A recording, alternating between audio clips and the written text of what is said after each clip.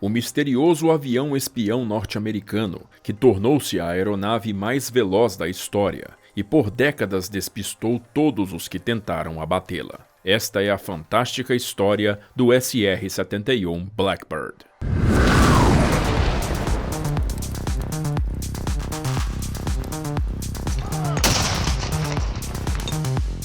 Você está em um veículo aéreo. No seu cockpit, uma série de instrumentos e luzes, semelhantes ao que se encontraria em uma espaçonave. O altímetro indica 25.000 metros, o dobro da altitude de um voo comercial comum. Na janela, você consegue observar um grande continente gelado, que sabe que é onde o seu adversário habita. O território da poderosa União Soviética. Está ciente de que nada pode impedir a sua missão de fotografar as instalações secretas comunistas, pois se conforta ao ver sua velocidade atual, de 3.660 km por hora. Nenhum míssil ou avião tem autonomia ou velocidade suficientes para te derrubar. Mas isso não é um cenário de ficção científica ou filme de Hollywood.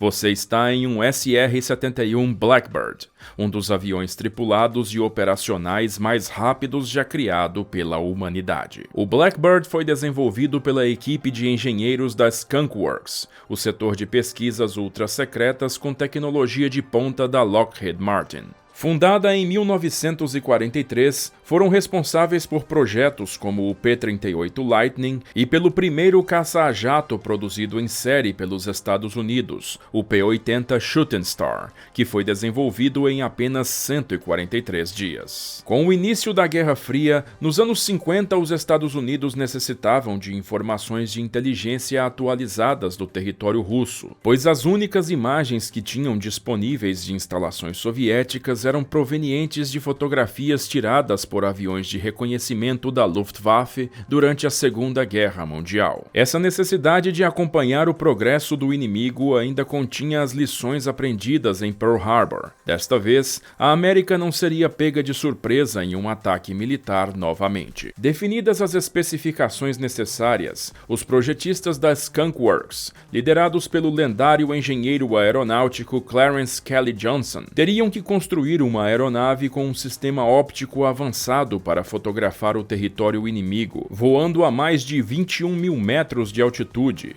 o que era quase 8.000 metros a mais do que o teto operacional do MiG-17, este um dos interceptadores mais avançados do período, e 1.800 metros mais alto do que os radares soviéticos da época poderiam detectar com precisão. Após uma série de protótipos adaptando tecnologias inovadoras para a época, foi apresentado o novo avião espião norte-americano, o U-2, apelidado de Angel em sua fase de projeto e Dragon Lady durante sua vida operacional, podendo atingir os 24.000 metros de altitude, carregando sistemas de fotografia desenvolvidos especialmente para a missão. Com envergadura de 31 metros e 19 metros de comprimento, este grande avião, pintado de preto devido à natureza secreta de sua missão de espionagem, parecia um massivo planador. A maioria dos U-2 foram feitos com apenas um assento, fazendo com que o piloto fosse responsável por pilotar o avião e gerir os complicados e sensíveis sistemas de captura de imagens da aeronave. Devido às grandes altitudes, a atmosfera mais rarefeita fazia com que o fluxo de ar nas asas fosse menor. Somada à relativa baixa potência dos motores, fazia com que os ajustes no manche da aeronave fossem feitos com grandes movimentos e constantemente, tornando-se, segundo seus próprios pilotos, uma das aeronaves mais complicadas e estressantes de se voar. O U-2 se mostrou extremamente efetivo durante a sua utilização, com os países do bloco comunista sendo incapazes, durante anos, de interceptarem e neutralizarem os Dragon Lady. Isso viria a mudar no início dos anos 60, quando incidentes demonstrariam que uma nova fase na espionagem moderna iria se iniciar. Como previsto pelos especialistas da Skunk Works, a duração da invulnerabilidade estabilidade do U-2 seria provisória. Com o avanço na tecnologia de radares e mísseis, cada vez mais a vida dos pilotos de U-2 ficaria complicada, com perdas de aeronaves por armas antiaéreas soviéticas se tornando cada vez mais possíveis e frequentes. Por essa razão, o governo americano ordenou, já no final da década de 50, o desenvolvimento de outro meio que pudesse recolher a inteligência necessária para os Estados Unidos. Mais uma vez, o time liderado por Kelly Johnson trabalhou em outro projeto, desta vez visando não só uma altitude mais elevada que os antecessores, mas também alcançar velocidades maiores e assinatura de radar diminuída. Desta maneira nasceu o Archangel, apelido dado ao A-12, o primeiro da família Blackbird, que também mais tarde receberia o apelido de Oxcart, ou carro de boi. Essa nova aeronave espiã supersônica para reconhecimento em grandes altitudes fora desenvolvida para assumir o papel que os U-2 desempenhavam, mas agora não só a altitude seria um fator na defesa deste equipamento. Com corpo alongado, o cockpit se situava longe dos dois motores traseiros, sendo estes localizado no meio das asas. A fuselagem era em delta, com as suaves curvaturas de sua forma feitas para ajudarem no ganho de velocidade.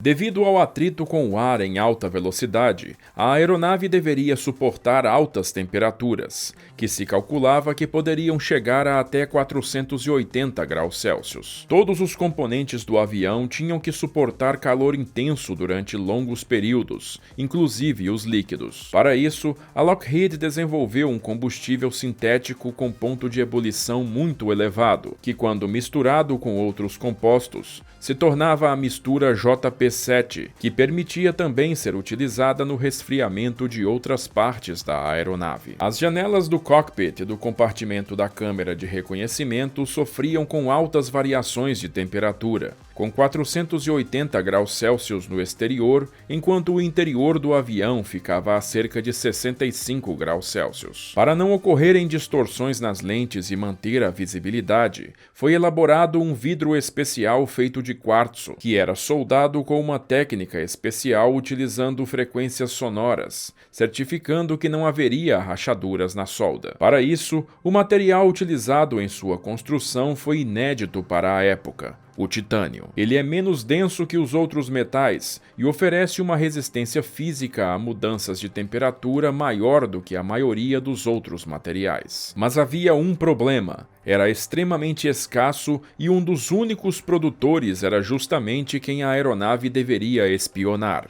a União Soviética. Os fornecedores de titânio locais não poderiam dar conta da produção que a equipe necessitava para o projeto, além de que comprar grandes quantidades desse material poderia alertar outros serviços de inteligência. Foi então que a Skunk Works recorreu à CIA para a missão, por um complexo sistema de empresas de fachada que adquiriam grandes quantidades do material diretamente da União Soviética, compravam e recompravam titânio até que o minério não pudesse mais ser rastreado. Não há detalhes aprofundados de como ocorreu esta manobra, mas se tem conhecimento de que os soviéticos não descobriram a real razão e o verdadeiro comprador do material. No início, houve dificuldades com a utilização do titânio, pois ainda não se haviam aperfeiçoado as técnicas de manejo do material, resultando em pedaços quebradiços que se desmantelavam apenas ao cair no chão. Além de inovações no estudo da aerodinâmica, o projeto Archangel também trouxe aprofundamentos no estudo de materiais compósitos. Durante o seu primeiro voo, o protótipo do A-12 alcançou a marca de 1,1 Mach,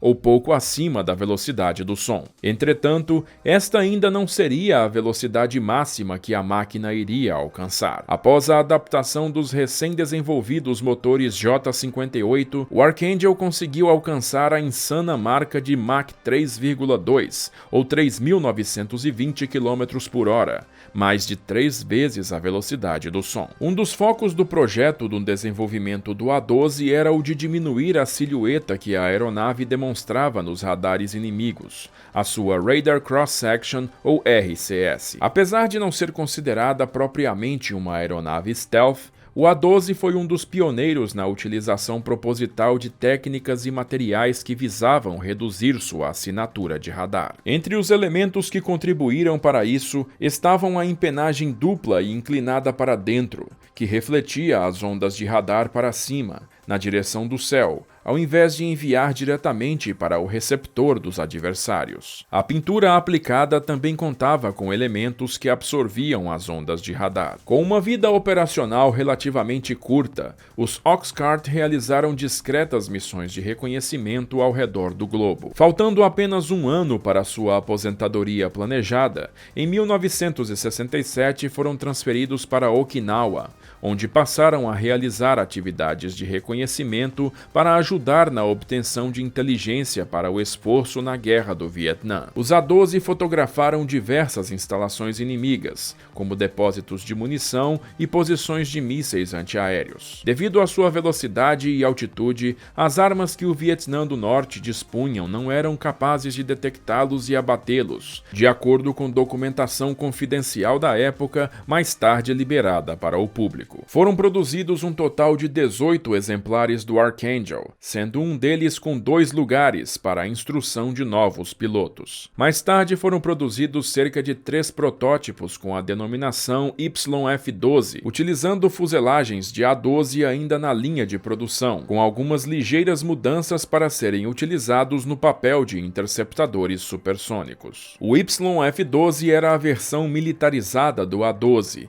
com novos radares e capacidade de levar 3 mísseis AIM-74 Falcon, que ficavam localizados em baias internas, com um quarto compartimento sendo utilizado para o equipamento de controle de tiro. Os protótipos foram um sucesso, com a Força Aérea Americana fazendo uma encomenda inicial de 93 aeronaves. Os gastos na Guerra do Vietnã, entretanto, mudaram o foco das Forças Armadas, o que desgastou o projeto YF-12 até seu cancelamento devido a cortes orçamentários em 1968. Os conhecimentos e técnicas aprendidas com os projetos Oxcart e YF-12 foram utilizados com sucesso na próxima aeronave de reconhecimento que estava sendo projetada. Um avião que alcançaria o status de lenda entre os amantes da aviação, com uma aura de mistério que iria enfurecer os inimigos dos Estados Unidos por anos, por sua simples incapacidade de abatê-la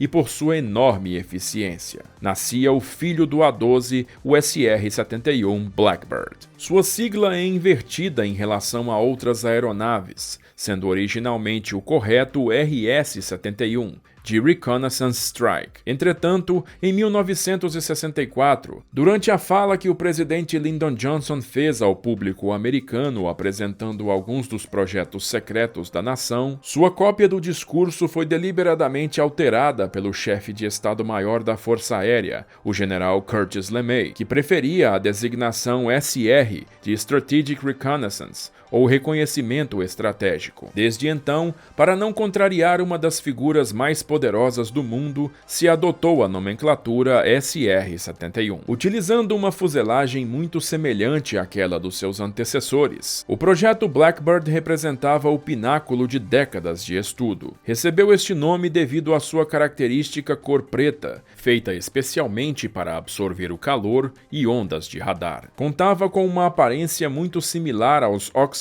e YF-12, mas tinha um comprimento ampliado em 1,5 m, já que agora contava com um assento extra para o operador de sistemas de reconhecimento da aeronave. Algumas superfícies de comando também foram otimizadas, assim como o seu alcance. Apesar de parecer virtualmente idêntico aos seus antecessores para olhos destreinados, o SR-71 pesava 3 toneladas a mais e podia decolar carregando 14,5 toneladas a mais de combustível e equipamentos. Apenas de sensores especializados, ele carregava 500 quilos a mais do que o A-12, o que o tornava mais eficiente, já que podia efetuar diversos tipos de missões simultaneamente, como fotografia, gravação de dados de radar com alta resolução, leitura infravermelha e gravação de dados eletrônicos, enquanto os Oxcart podiam realizar apenas uma dessas missões de cada vez. Embora todas essas adições, que expandiram imensamente a capacidade operacional da aeronave, terem impactado no seu peso,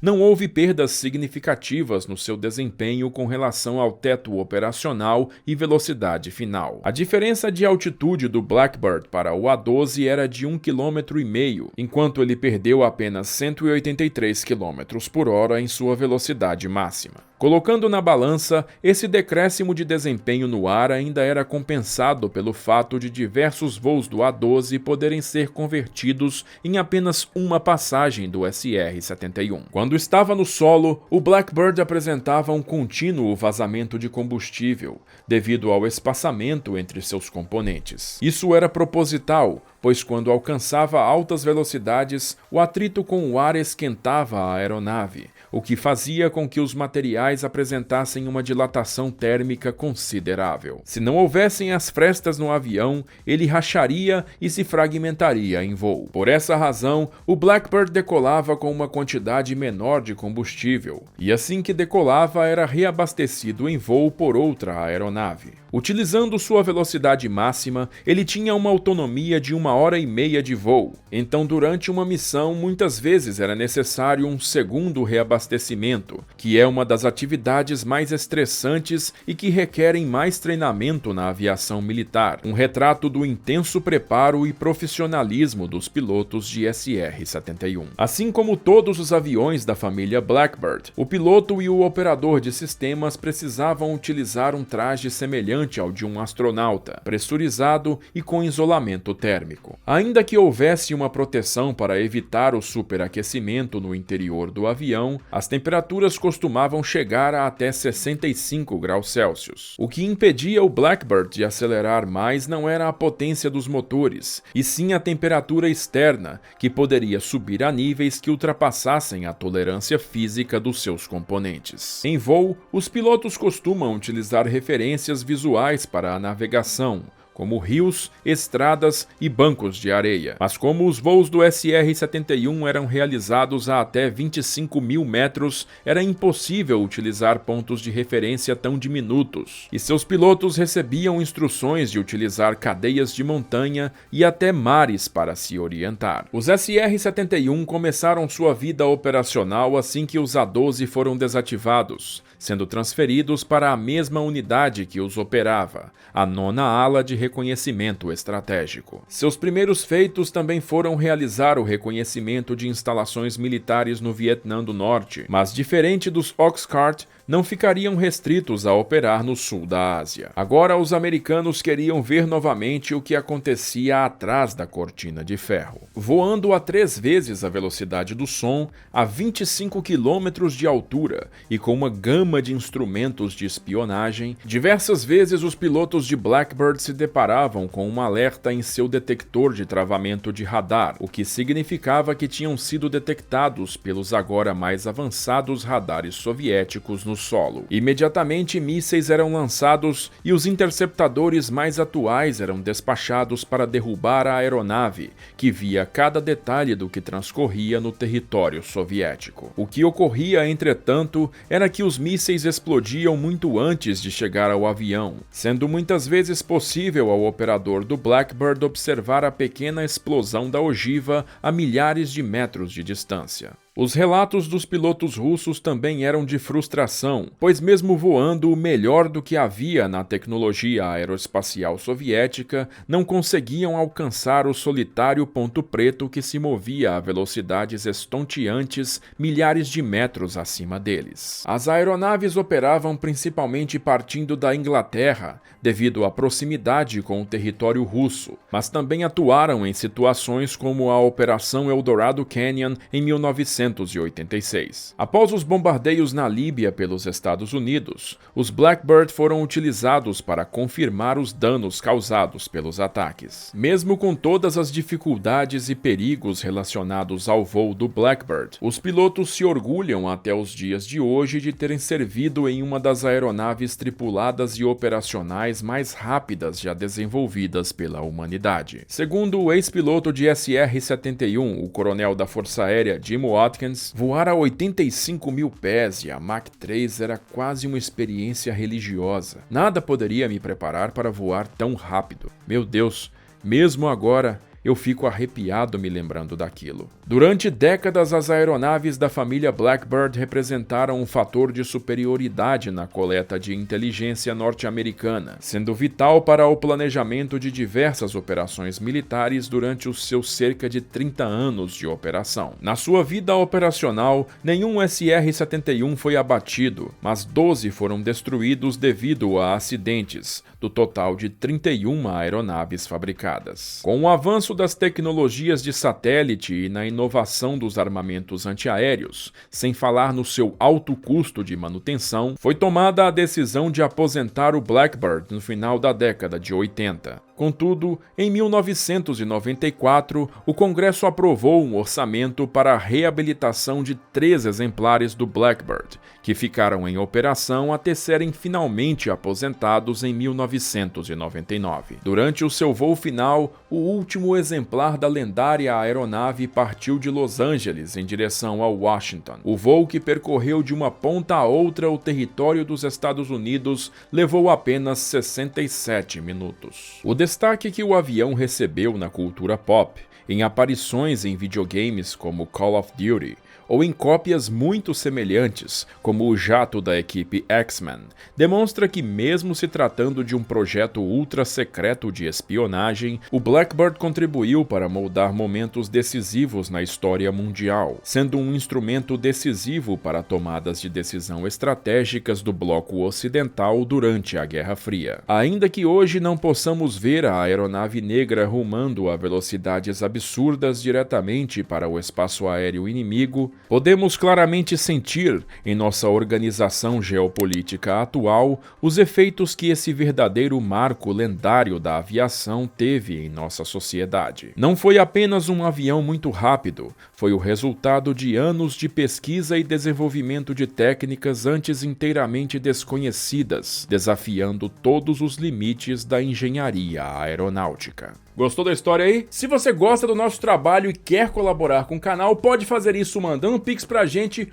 ou então colaborando lá no Apoia-se, porque dessa maneira você entra pro nosso grupo VIP do WhatsApp e discute as próximas pautas comigo. Eu já vou agradecendo a todo mundo que tá ajudando, mas em especial a esses camaradas aqui que são de primeira. E se você ficou curioso e quer comprar os livros que eu uso para fazer esses vídeos, vou deixando o link deles bem aqui embaixo. Por enquanto, assiste esses vídeos que eu selecionei para você, se inscreve aí no canal e badala o sininho para não perder as notificações quando eu postar mais vídeos. Eu vou ficando por aqui, agradeço novamente a sua audiência e aquele abraço da Sala de Guerra.